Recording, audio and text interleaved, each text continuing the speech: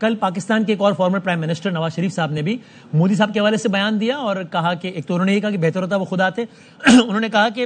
Sooner then later میں expect کرتا ہوں کہ ان سے بھی بات ہوگی اور بھارت سے معاملات بطور مجموعی اچھی سمت میں آگے بڑھیں گے. سوال میرا یہ سر کہ اس کو کچھ انڈین اینالسٹ نے اس طرح پورٹرے کیا کہ یہ مطلب ایز اف یہ کوئی ایک شفٹ ہو یا ایک میجر اسٹیٹمنٹ, چلیں شفٹ شاید ایک اوور اسٹیٹمنٹ ہو جائے میری طرف سے, کہ شاید یہ ایک بہرحال بڑا اسٹیٹمنٹ اس لیے ہے کہ اس سے پہلے کی حکومت بھارت سے ہر پیش رفت کو 370A کے ریورسل سے مشروط کرتی رہی ہے, جبکہ نواز شریف صاحب نے ایسا کوئی سگنل نہیں دیا. تو میرا آپ سے سوال یہ ہے, فارمر فارن منسٹر, آپ اس پوزیشن کو انڈورس کرتے ہیں جو نواز شریف صاحب نے کہا, یا آپ کو لگتا ہے کہ نہیں 370 اتنا بڑا اقدام کر دیا ہے کہ اب بھارت کے ساتھ کوئی بھی کریڈیبل پیش رفت 370A کے ریورسل سے مشروط ہے؟ So جہاں تک ایک تو I would encourage you and everybody else to look at the SCO conference through the lens of multilateralism. یہ SCO کی کانفرنس کے اپنے رولز کے مطابق ہم اپنے بائیلیٹرل ایشوز کو اس کانفرنس کے کانٹیکسٹ میں نہیں اتار سکتے, اور اسی رول کی وجہ سے یہ SCO کامیابی کی طرف بڑھتا جا رہا ہے, اور انڈیا نے سر کا پلیٹ فارم کو بالکل ہی فرسٹریٹ کیا ہے. تو جب آپ تبصرہ کرتے ہو یا آپ اس کانفرنس کے مطابق ایکسپیکٹیشنز رکھتے ہو, تو ہمیں بالکل ہی اس کو وہی ملٹی لیٹرل کانٹیکسٹ کو سامنے رکھتے ہوئے وہی ایکسپیکٹیشنز رکھنا چاہیے. اسی فریمنگ میں میں بطور پاکستان کے وزیر خارجہ بھارت کیا, اور اسی فریمنگ میں اور اسی اسپیس میں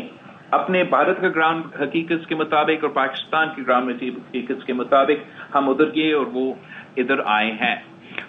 Having said that, میں ضرور یہ کہنا چاہوں گا کہ the SCO conference in itself, my attendance at the Indian SCO conference and now the Foreign Minister of India's attendance at the conference happening in Pakistan goes to show that even though Pakistan and India have bilateral issues, and we are currently both countries' stated positions are, until we address those bilateral issues, we cannot engage in any other bilateral issues or, for that matter, any substantial multilateral issues. Right. But the actual fact that the SCO takes place, I went to India and the SCO happened, and we all agreed over there to various multilateral agreements. I mean, آپ سمجھے یہ agreements کوئی موسمی تبدیلی کے حوالے سے, دہشت گردی کے حوالے سے,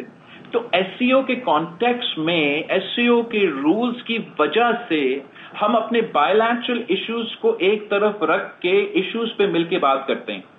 دونوں ایک دوسرے سے بات نہیں کرتے, لیکن سب جو 7-8-10 لوگ بیٹھے ہیں ہم ایک دوسرے سے بات کرتے ہیں. Yes. وہ سگنیچرز نہیں ہوتے ہیں, 10 سگنیچرز ہوتے ہیں, مگر ہم ایشوز پہ اگری ہو جاتے ہیں اور اس پہ عمل درآمد کرنا شروع کر دیتے ہیں. تو اسی لاجک کو آگے لے کے چلتے ہوئے پاکستان کو بھی غور کرنا چاہیے, بھارت کو بھی غور کرنا چاہیے کہ کیا یہ مناسب ہے کہ ہم اتنا ریجیڈیٹی اپنا پالیسیز میں رکھیں, یا یہی جو SCO کا رولز ہے ہم تھوڑا سا ان کو چینج کر کے اپنا بائیلیٹرل ایشوز کے مطابق ایک کانورسیشن کا آغاز کیوں نہ ہو, اس کانٹیکسٹ میں نہ ہو, آج نہ ہو, کل نہ ہو, لیکن کسی نہ کسی دن تو ہونا پڑے گا, اور ہمیں ماننا پڑے گا کہ چلے میرا اپنا موقف تو ضرور واضح ہے کشمیر پہ. بھارت نے یونائٹڈ نیشنز کا جو سیکورٹی کاؤنسل ریزولوشنز ہیں ان کا خلاف ورزی کیا ہے, اپنی آئین کے خلاف ورزی کیا ہے,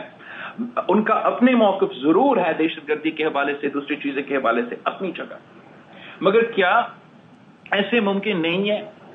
کہ پاکستان اور بھارت جن کا موسمی تبدیلی کے حوالے سے ہم دنیا میں the top highest stress countries on earth, اس ٹاپک بیٹھ کے بات نہیں کر سکتے ہیں کہ اگر ہمارے دونوں ممالک کے عوام نے زندہ رہنا ہے, ہم نے اس ایشو کو مل کے مقابلہ کرنا ہے.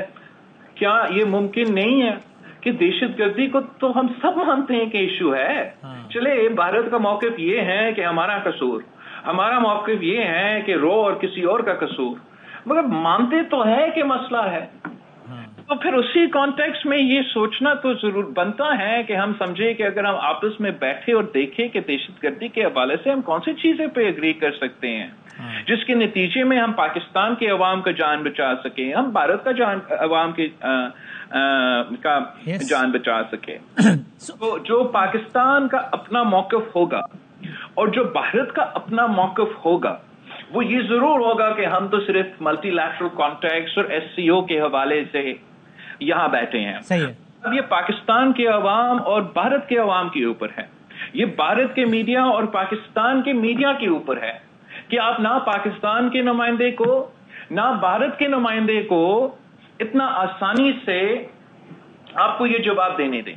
آپ ان سے پوچھے کہ اگر آپ SCO کے کانٹیکس میں بیٹھ کے یہ باتیں کر سکتے ہیں تو اپنے عوام کے مسائل حل کرنے کے لیے, خطے میں امن لانے کے لیے, موسمی تبدیلی جیسے خطرات جو پوری دنیا کو خطرہ ہے اس کا مقابلہ کرنے کے لیے کیا آنے والے نسلوں ہمارا حکومت کو یا بھارت کو حکومت کو معاف کریں گے؟ اور سر بلاول اسی بات کو آگے بڑھاتے ہوئے دیکھیں نہیں مانا جائے گا, ہم آپ نہیں بیٹھیں گے. یہ سوال آپ نے ضرور کرنا ہے اور میں پر امید ہوں کہ جس طریقے سے میں نے